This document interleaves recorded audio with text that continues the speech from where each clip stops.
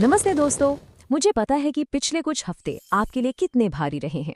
3 मई के उस एग्जाम के लिए आपने अपनी दिन रात एक कर दी थी और फिर अचानक सब कुछ बदल गया। ऐसे में घबराहट, निराशा और थकान महसूस होना बिल्कुल नॉर्मल है। लेकिन अब एक गहरी सांस लीजिए। आज हम इस टेंशन को आपकी सबसे बड़ी ताकत में बदलने वाले हैं। ये कोई ब्रेकडाउन नहीं है, ये 21 जून के लिए आपका सबसे बड़ा कमबैक चांस है। तो चलिए बिना टाइम वेस्ट किए आपकी जीत का पूरा गेम प्लान तैयार करते हैं। आज के इस सेशन में हम किन चीजों पर बात करेंगे, जल्दी से देख लेते हैं। सबसे पहले द शॉकिंग कैंसलेशन, फिर री एग्जाम के नए रूल्स, क्या पेपर ज्यादा टफ होगा, सब्जेक्ट वाइज ब्रेकडाउन और आखिर में आपकी 30 दिन की सॉलिड स्ट्रैटेजी। तो शुरुआत करते हैं हमारे पहले पॉइंट से, तो शॉकिंग कैंसलेशन। आखिर ये सब हुआ कैसे? आपकी स्क्रीन पर जो है वो एनटीए यानी नेशनल टेस्टिंग एजेंसी का वो ऐतिहासिक ऑफिशियल नोटिस है जिसने रातों रात सब कुछ बदल दिया। देश भर में जो भारी विरोध प्रदर्शन हुए, उसके बाद भारत सरकार की मंजूरी से एनटीए को 3 मई की परीक्षा रद्द करने का ये अभूतपूर्व कदम उठाना पड़ा। उनका साफ कहना था कि मेडिकल एंट्रेंस सिस्टम में ट्रांसपेरेंसी और आप सबका भरोसा बनाए रखने के लिए ऐसा करना बहुत जरूरी था। अब जरा इस टाइमलाइन को देखिए, चीजें कितनी तेजी से हुई। 3 मई को आपका एग्जाम होता है, इसके तुरंत बाद ही पेपर लीक की खबरें उड़ने लगती हैं। 8 मई आते आते एनटीए इस पूरे मामले को इंडिपेंडेंट जांच के लिए भेज देता है और फिर 12 मई को एग्जाम ऑफिशियली कैंसिल और नई तारीख आती है 21 जून।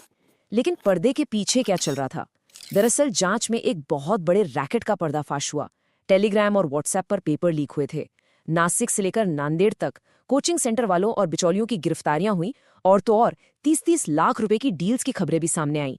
सिस्टम के साथ इतनी बड़ी छेड़छाड़ हुई थी कि इसे पूरी तरह से रीसेट करना इकलौता रास्ता था। अब पास्ट को पीछे छोड़ते हैं और बात करते हैं पार्ट 2 की, री एग्जाम के प्रमुख डिटेल्स और इस गेम के नए नियमों के बारे में।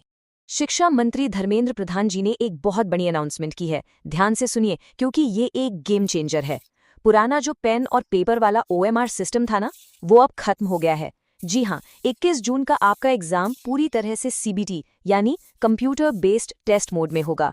सरकार अब किसी भी तरह की गड़बड़ी बर्दाश्त करने के मूड में नहीं है और इस डिजिटल सिस्टम को लाने का सीधा सा मतलब है पेपर लीक जैसी हरकतों को हमेशा के लिए जड़ से उखाड़ फेंकना। इसके साथ ही आपके लिए कुछ अच्छी खबरें भी हैं ताकि आपकी टेंशन थोड़ी कम हो। आपको फिर से रजिस्ट्रेशन के झमेले में बिल्कुल नहीं पड़ना है। मई वाले एग्जाम की जो फीस आपने भरी थी वो आपको रिफंड कर दी जाएगी। आपका एडमिट कार्ड, डेटा और एग्जाम सेंटर भी वही पुराने वाले ही रहेंगे। हाँ, सेंटर पर डिजिटल निगरानी पहले से कहीं ज्यादा सख्त होगी, लेकिन आपको एडमिनिस्ट्रेशन की कोई टेंशन नहीं लेनी है। आपका फोकस सिर्फ और सिर्फ अपनी पढ़ाई पर होना चाहिए। अब आते हैं तीसरे और सबसे जरूरी पॉइंट पर, एक सीरियस रियलिटी चेक। क्या पेपर ज्यादा कठिन होगा?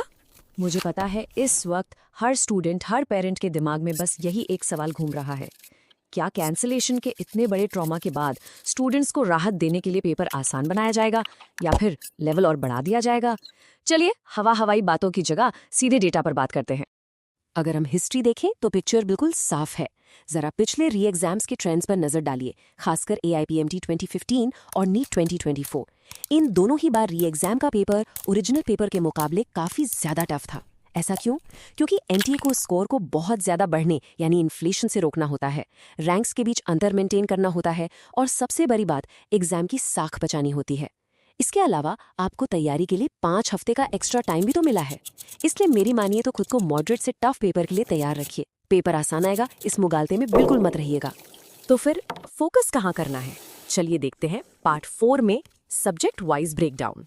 2015 और 2024 के री एग्जाम्स के ट्रेंड्स को देखकर हम ये साफ कह सकते हैं कि किस सब्जेक्ट में आपको ज्यादा पसीना बहाना पड़ेगा। फिजिक्स की बात करें तो मल्टी स्टेप न्यूमेरिकल्स के लिए तैयार रहिए, यहाँ टाइम मैनेजमेंट ही आपको बचाएगा। केमिस्ट्री का लेवल वैसे तो बैलेंस्ड रहता है, लेकिन ऑर्गेनिक रिएक्शंस और असर्शन बेस्ड सवालों में छुपे हुए कॉन्सेप्चुअल ट्रैप से बचकर रहिएगा। और आखिर में बायोलॉजी, सारा का सारा फोकस एनसीईआरटी पर रखिए। सीधे साधे डायग्राम वाले सवालों की जगह अब आपको उलझाने वाले स्टेटमेंट बेस्ड MCQs ज्यादा देखने को मिल सकते हैं। अब जब हमें पता है कि दुश्मन कैसा है, तो चलिए अपने हथियार तैयार करते हैं। पार्ट 5, आपकी 30 दिन की पक्की स्ट्रैटेजी। ये 30 दिन आपके लिए मेक और ब्रेक है, तो इसे हफ्ते दर हफ्ते बांट लेते हैं। पहले 2 हफ्तों में आपका पूरा फोकस मई वाले कैंसिल हुए पेपर को एनालाइज करने पर होना चाहिए। पिछले 10 सालों के PYQs को घोट कर पी जाइए और बायोलॉजी के लिए तो NCERT की एक एक लाइन रट लीजिए। तीसरे हफ्ते में आपको सिर्फ time bound full mock test देने हैं। याद है ना? अब आपको CBT देना है। स्क्रीन पर पेपर सॉल्व करने की आदत डालना बहुत जरूरी है। टेस्ट दीजिए और फिर अपनी गलतियों को बारीकी से एनालाइज कीजिए। और आखिरी हफ्ते में कुछ भी नया छूने की गलती मत कीजिएगा। ये टाइम सिर्फ इंपॉर्टेंट फॉर्मूलों को रिवाइज करने, अपनी गलतियों वाली डायरी को देखने और अपनी नींद को सेट करने का है, ताकि एग्जाम वाले दिन आपका दिमाग पूरी क्षमता से काम कर सके। देखिए, आपके गाइड के तौर पर ये मेरी जिम्मेदारी है कि मैं आपको उन गलतियों से बचाऊं जो अक्सर स्टूडेंट्स इस टाइम पर करते हैं। सबसे पहली बात, ये सोचना बंद कर दीजिए कि पेपर आसान होगा। हमने अभी डेटा देखा है ना। फिजिक्स की न्यूमेरिकल से भागिए मत, असल रैंक वहीं से डिसाइड होती है। पैनिक होकर अब कोई नया स्टडी मटेरियल मत उठाइएगा। जो पढ़ा है उसी पर भरोसा रखिए। मॉक टेस्ट देने के बाद अगर आप उसे एनालाइज नहीं कर रहे हैं तो टेस्ट देना ही बेकार है। और हाँ, बायोलॉजी के डायग्राम्स को हल्के में मत लीजिएगा। एकदम डिसिप्लिन में रहिए, इस एक्स्ट्रा टाइम को बर्बाद मत होने दीजिए।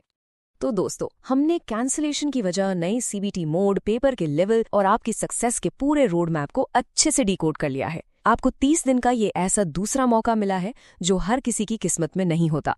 आपके अंदर जो ये घबराहट है ना, ये असल में एक एनर्जी है। बस इसे सही दिशा में लगाने की देर है। अब मैं आपको इस एक सवाल के साथ छोड़े जाता हूँ। क्या आप इस सिचुएशन के आगे घुटने टेक देंगे या फिर 21 जून को अपनी जिंदगी की सबसे शानदार जीत दर्ज करने के लिए तैयार हैं? जाइए, अपनी किताबों पर वापस लौटिए, अपनी स्ट्रैटेजी पर टिके रहिए और इस कमबैक को इतना बड़ा बनाइए कि सब देखते रह जाएं। All the best.